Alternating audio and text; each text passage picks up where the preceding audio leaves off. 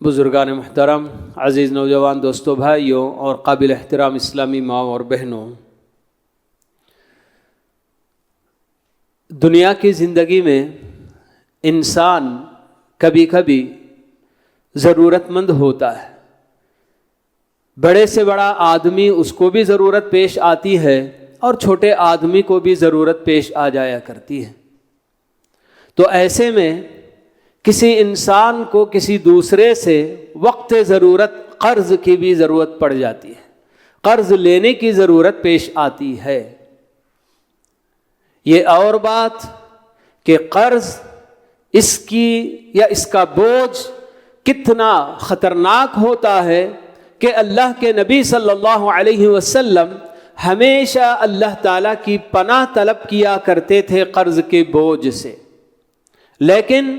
آپ لوگوں کو یہ بات بھی معلوم ہوگی کہ خود پیارے نبی صلی اللہ علیہ وسلم کی زندگی میں بھی ایسا وقت آیا کہ جس میں آپ نے کسی اور سے قرض لینے کی ٹھانی، حتیٰ کہ آپ کی زندگی کا آخری لمحہ، آخری وقت، اس وقت آپ کو ضرورت پیش آ گئی اپنے گھر والوں کے لیے غلے کی، تو آپ نے اپنی جنگی زرہ، جو کہ لباس جنگی پہنا جاتا ہے، اسے ایک یہودی کے پاس آپ نے گروی رکھ کر اپنے گھر والوں کے لیے جو آج ہم بارلی جس کو ہم کہتے ہیں، تو وہ کھانے کی اس وقت کی عام غذا تھی، تو وہ آپ نے اس یہودی سے قرضہ لیا ہوا تھا۔ حتیٰ کہ آپ کی وفات بھی ہوئی تو اسی حالت میں ہوئی کہ وہ زرہ ابھی آپ اسی یہودی کے پاس گروی رکھی ہوئی تھی، آپ نے اپنا قرضہ پورا ادا نہیں کیا تھا۔ تو یہ پیارے نبی صلی اللہ علیہ وسلم کی زندگی میں بھی ایسا وقت آیا کہ جس میں آپ کو کسی اور سے قرض لینے کی ضرورت پیش آئی تھی۔ تو یہاں آپ نے اپنے صحابہ کو چھوڑ کر ایک یہودی کے ساتھ جو معاملہ کیا، تو اہل علم اس سے یہ فائدہ نکال کر بتاتے ہیں کہ دنیا کے اس طرح کے معاملات میں آدمی غیر مسلموں سے بھی معاملات کر سکتا ہے، کوئی حرج کی بات نہیں ہے۔ تو اس طرح سے یہ قرض کبھی بھی انسان کی زندگی میں کبھی اچانک کچھ بھی ہو سکتا ہے کہ آدمی کو کسی اور سے کچھ نہ کچھ ضرورت پڑنے پر کچھ قرضہ لینے کی ضرورت پیش آ سکتی ہے۔ لیکن جیسے کہ میں نے بتایا کہ ہمیشہ اللہ کے نبی صلی اللہ علیہ وسلم اللہ تعالیٰ سے دعا فرمایا کرتے تھے کہ اللہم انی اعوذ بک من المأثم والمغرم، کہ اے اللہ میں تیری پناہ میں آتا ہوں گناہوں کے کاموں سے بھی اور قرض کے بوجھ سے بھی۔ کسی نے آپ سے پوچھ لیا، اللہ کے نبی کیا بات ہے کہ میں دیکھتا ہوں آپ کو بہت زیادہ آپ اللہ تعالیٰ سے یہ دعا فرمایا کرتے ہیں، قرض کے بوجھ سے اللہ تعالیٰ کی پناہ آپ کثرت سے مانگا کرتے ہیں، کیا وجہ ہے؟ تو آپ نے بتایا کہ آدمی جب قرض کے بوجھ تلے دب جاتا ہے تو بات میں جھوٹ بھی بولنے لگتا ہے اور وعدہ کرنے کے بعد وعدہ خلافی کرنے لگ جاتا ہے۔ اور یہ دونوں گناہ، جھوٹ بولنا اور وعدہ کرنے کے بعد وعدہ خلافی کرنا، پیارے نبی صلی اللہ علیہ وسلم نے منافقین کی علامتیں بتائی ہیں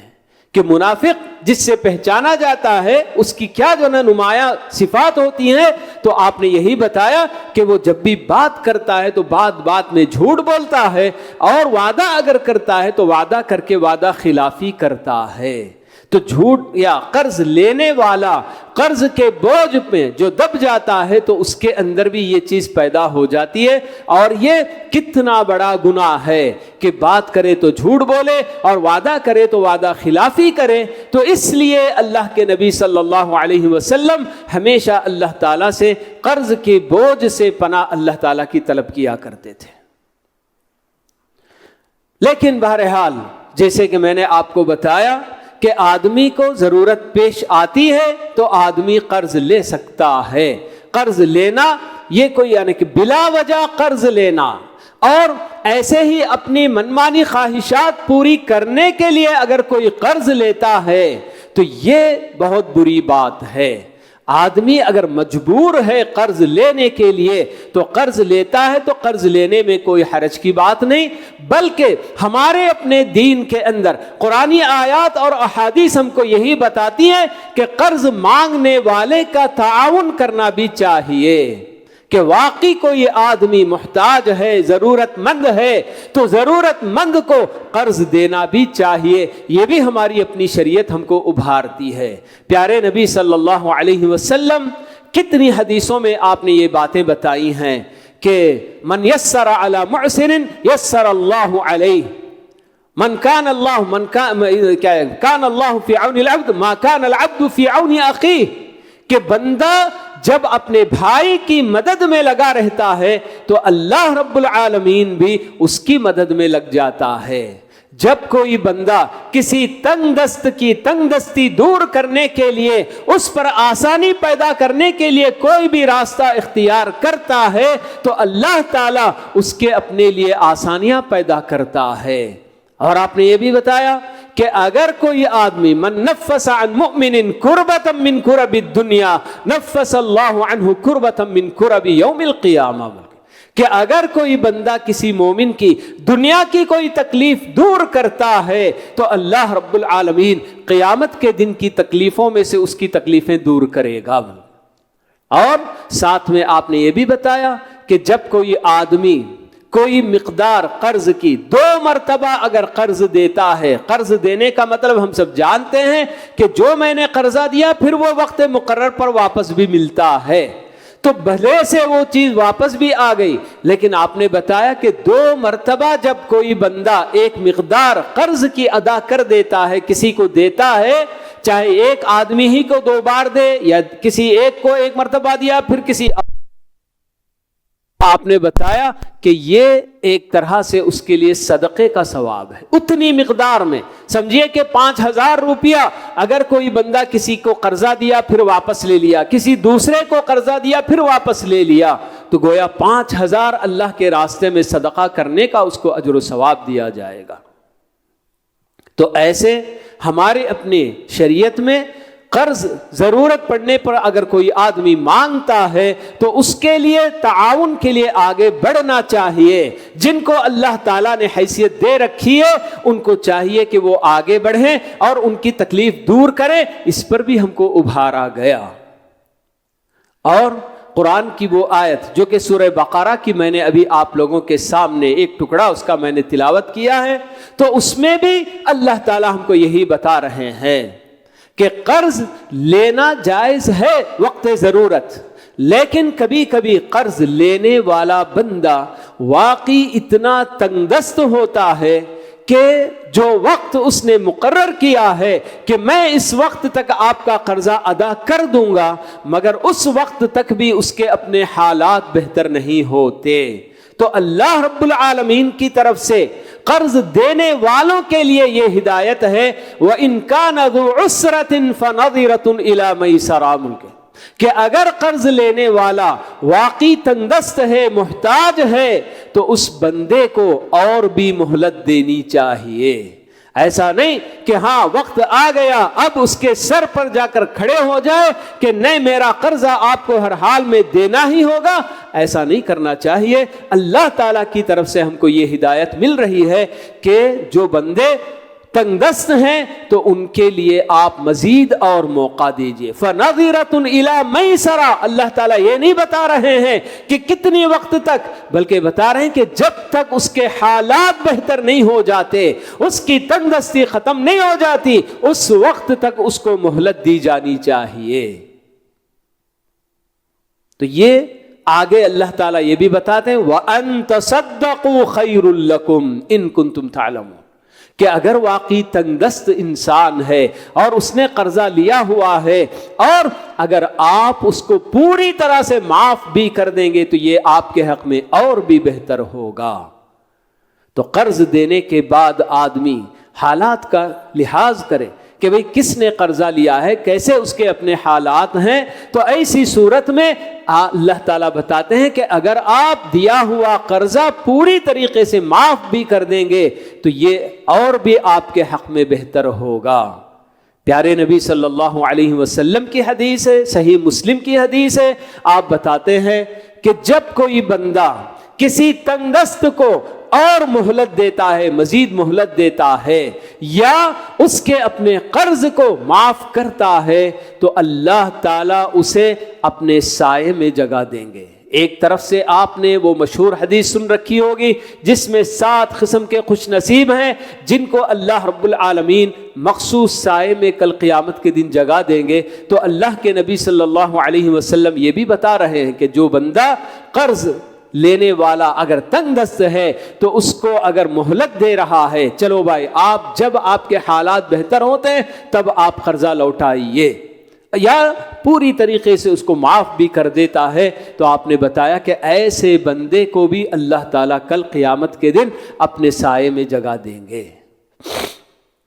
ایک مرتبہ پیارے نبی صلی اللہ علیہ وسلم اپنے صحابہ کے سامنے گزری ہوئی قوم کے ایک آدمی کی ایک خوبی آپ نے بیان کی کہ ایک آدمی جس کو اللہ رب العالمین نے مال و دولت سے نوازا ہوا تھا، اور وہ جب تجارت کرتا، خرید و فروخت کے معاملات، شاید اس کی اپنی دکانیں جو کچھ بھی رہی، تو جو لوگ بھی اس سے قرضہ لے کر جاتے تو ان کو قرضہ بھی دیتا، لیکن ان کے اپنے جو بھی اس کے اپنے پاس کام کرنے والے اس کے کارندے قرضہ وصول کرنے کے لیے جب بھیجتا تو ان کو نصیحت کر کے بھیجتا تھا کہ بھائی جاؤ، اگر وہ بندہ تنگ دست ہے تو اس پر زور زبردستی نہیں کرنا، مہلت دو، اس کو معاف کرو، شاید کہ اللہ تعالی ہمیں معاف کر دے۔ یہ اللہ کے نبی صلی اللہ علیہ وسلم نے اپنے صحابہ کے سامنے بتایا، اور پھر یہ بھی آپ نے بتایا کہ اس بندے کو جب اللہ رب العالمین کے پاس حاضر کیا گیا تو اللہ تعالیٰ نے اس سے پوچھا کہ بندے، میں نے تجھ کو دنیا میں مال و دولت سے نوازا تھا تو تو نے کیا کیا؟ بندے نے یہی جواب دیا کہ اے اللہ، تیرے اپنے بندے میرے پاس آتے تھے، قرض لے کر جاتے تھے، اور میں اپنے غلاموں کو، اپنے کارندوں کو میں جو یہ نصیحت کر کے بھیجتا تھا کہ جاؤ، کوئی بھی بندہ اگر قرضہ دینے میں تاخیر کرتا ہے، اگر تنگ دست ہے، تو اس پر کوئی زور زبردستی نہیں کرنا، بلکہ اس کو مہلت دینا یا پوری طریقے سے معاف بھی کر دینا۔ تو میرا اپنا معاملہ قرض دینے کے بعد اس طرح سے میں اس سے وصول کرنے میں بڑے آرام سے، نرمی سے، بلکہ بسا اوقات میں درگزر بھی کر دیا کرتا تھا۔ تو اللہ تعالیٰ جو بتاتے ہیں کہ اس عمل کے ہم تم سے زیادہ حقدار ہیں، یعنی اللہ تعالیٰ بتاتا ہے کہ اے بندے، حدیث میں یہ بھی بات بتائی گئی کہ اس نے کوئی اور بڑی بڑی نیکیاں نہیں کی تھی، مگر یہ ایک خوبی اس بندے کی ایسی تھی جس پر وہ پابندی بھی کیا کرتا تھا، اللہ تعالیٰ کو یہ خوبی اتنی پسند آئی کہ اللہ تعالیٰ نے اس کو بالکل معاف کر کے سیدھے جنت میں بھیج دیا۔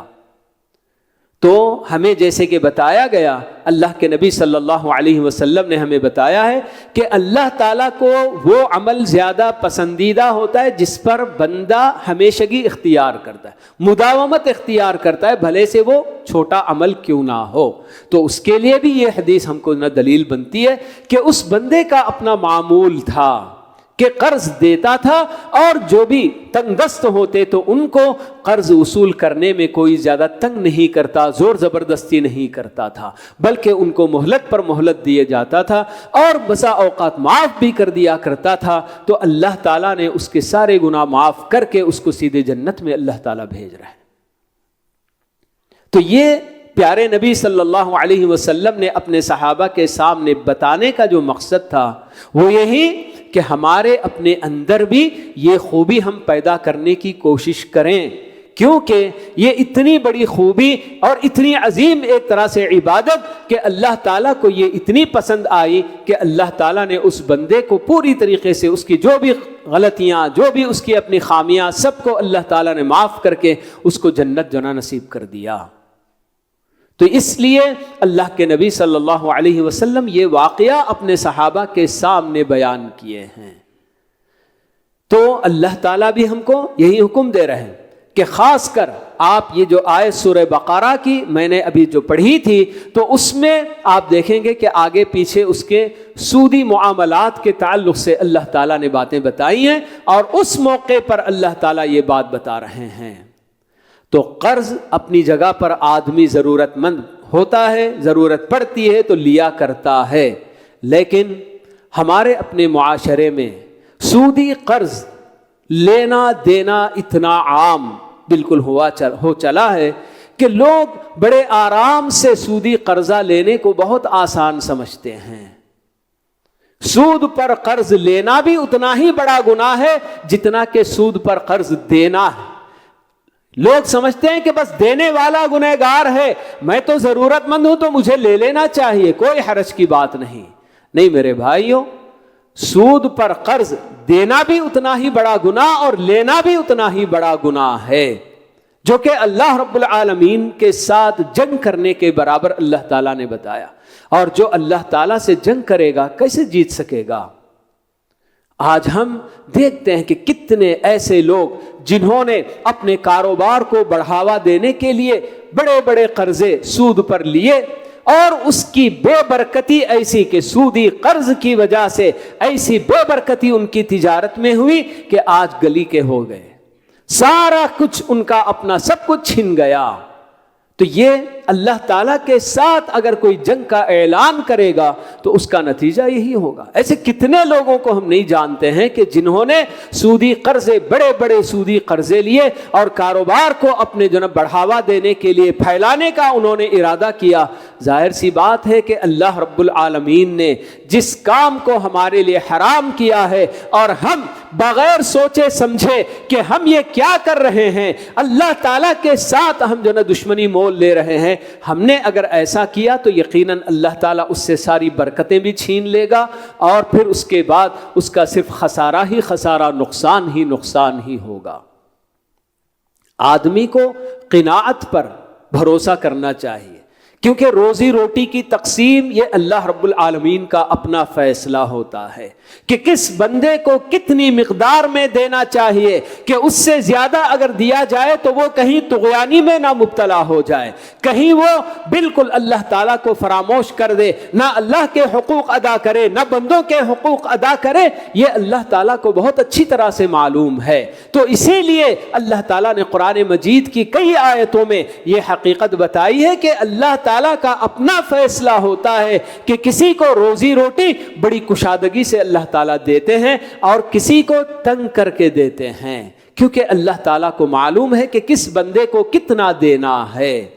یہ اللہ تعالیٰ کا اپنا فیصلہ ہے۔ اور ہم سب یہ بھی جانتے ہیں کہ حدیث میں اللہ کے نبی صلی اللہ علیہ وسلم نے ہمیں یہ بتا دیا ہے کہ بچہ جب اپنے ماں کے پیٹ میں ہوتا ہے، رحم مادر میں جب ہوتا ہے، اسی وقت اس کی اپنی تقدیر لکھ دی جاتی ہے، اور وہ کیا کمائے گا، کتنا کھائے گا، کیا کرے گا، سب کچھ لکھ دیا جاتا ہے۔ تو اس سے بڑھ کر اس کی اپنی کچھ بھی ہو جائے محنت، کوئی بھی ہو، کچھ اس سے تجاوز تو کر ہی نہیں سکتا، اس سے آگے تو وہ بڑھ ہی نہیں سکتا۔ تو اس لیے یہ قناعت کی جو دولت ہوتی ہے کہ اللہ تعالیٰ کا فیصلہ ہے، میرے حق میں اللہ تعالیٰ نے اتنی کیا ہے روزی لکھی ہے، بھلے سے میں محنت کر رہا ہوں، محنت کرنے کے باوجود بھی اللہ تعالیٰ مجھے اتنا ہی نواز رہا ہے، تو یہ اللہ کا فیصلہ ہے، یہ سمجھ کر آدمی کو راضی ہونا چاہیے۔ دنیا کی ہر چیز میں آدمی راضی ہو جاتا ہے، بس راضی ہوتا ہے کیا، بس ایسے ہی کسی کو اللہ نے ناٹا بنا دیا، پست قد بنا دیا تو اس پر بھی وہ راضی، کسی کو لمبا بنایا تو اس پر بھی راضی، اور کسی کو کالا کسی کو گورا بنایا، کچھ بھی ہوا۔ لیکن یہ روزی روٹی کا معاملہ ایسا ہوتا ہے کہ آدمی وہاں سمجھتا ہے کہ یہ اللہ کا فیصلہ نہیں ہے، اسے میں جیسے چاہے کر سکتا ہوں۔ تو یہ بہرحال ہماری اپنی بہت بڑی غلطی ہوتی ہے۔ تو بہرحال پیارے نبی علیہ السلام نے ہمیں جو واقعہ بتایا گزرے ہوئے لوگوں میں سے، ہو سکتا بنی اسرائیل کا ہو یا اس سے پہلے کا بھی کوئی ہو، تو بہرحال آپ نے بتایا کہ ایک آدمی ایسا گزرا جس کا یہ معمول تھا، لوگوں کو قرضہ دیا کرتا تھا اور اس کے بعد کبھی معاف بھی کر دیتا، مہلتوں پر مہلت دیتا۔ یہ سب کرنے کی وجہ سے اللہ رب العالمین نے اس کے ساتھ کیا معاملہ کیا۔ تو یہ حدیث ہم کو بتا رہی ہے کہ جو قاعدہ الجزاء من جنس العمل، کہ بندہ عمل جیسا کرے گا ویسا ہی بدلہ اس کو دیا جائے گا۔ انما تجزون ما کنتم تعملون، قرآن مجید کی کتنی آیتوں میں یہ حقیقت اللہ تعالیٰ بتاتے ہیں کہ آپ جو کر کے آئیں گے اسی کا بدلہ آپ کو کل وہاں قیامت میں دیا جائے گا۔ تو بالکل یہ بات ہم کو بتا رہی ہے کہ ہاں بندہ چونکہ دنیا میں اللہ کے بندوں کے ساتھ معافی کا معاملہ کیا کرتا تھا اور بالکل مہلتوں پر مہلت دینے کا، کسی کو کبھی جو ہے کہ قرض دینے کے بعد قرض وصول کرنے کے لیے کوئی زور زبردستی کا معاملہ نہیں کرتا تھا، تو اللہ تعالیٰ کو یہ ادا اتنی پسند آئی کہ جس کی وجہ سے اللہ تعالیٰ نے اس کو پوری طریقے سے معاف کر دیا۔ اور یہ بھی آپ دیکھ سکتے ہیں کہ حدیث میں ہم کو بتایا گیا کہ اس بندے کا کوئی اور خیر کا کام نہیں تھا، بس یہی ایک کام اس کا تھا۔ تو یہ دیکھیے کہ کتنا ایک آدمی یہ سوچ کر کہ اللہ رب العالمین پر اس کا جو توکل اور جو بھروسہ تھا کہ شاید کہ اللہ تعالی ہمیں معاف کر دے، بندوں کو اپنے کارندوں کو یہی بول کر وہ بھیجتا تھا کہ جاؤ قرضہ دے رہا ہے تو لے لو، اگر نہیں دیتا ہے تو اس کو مہلت دو، اس کو معاف کرو، شاید کہ اللہ تعالی ہم کو معاف کر دے۔ تو بس اسی وجہ سے ہی اللہ رب العالمین اس کے ساتھ معافی کا معاملہ برابر کرتے ہیں۔ ایک چھوٹا سا عمل تھا مگر اللہ تعالیٰ کی رحمتوں کی بارش اس پر ہو گئی اور بندے کی بالکل نجات ہو گئی۔ یہی تو انسان کو چاہیے، کوئی بھی ایسا عمل اس دنیا میں کر لے کہ وہ عمل اس کے لیے آخرت میں نجات کا باعث بن جائے۔ فمن زحزح عن النار وادخل الجنت فقد فاز، یہی تو بتایا گیا کہ جس آدمی کو جہنم کی آگ سے پرے کر دیا گیا، دور کر دیا گیا اور جنت میں داخلہ اس کو دے دیا گیا، بس وہی تو کامیاب ہے۔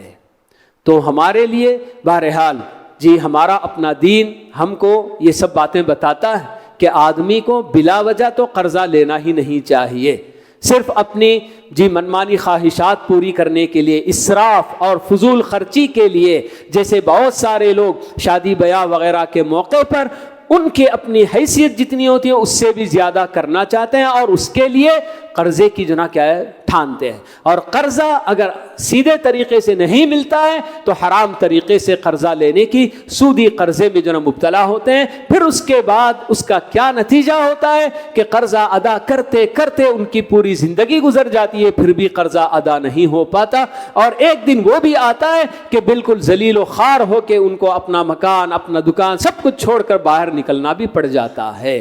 تو اس لیے جی قرضہ آدمی حتی الامکان اللہ تعالیٰ کے فیصلے سے راضی ہو کہ اللہ تعالیٰ نے میرے لیے روزی روٹی کا اتنا جو نا کیا ہے فیصلہ کیا ہے تو میں اس پر راضی رہوں۔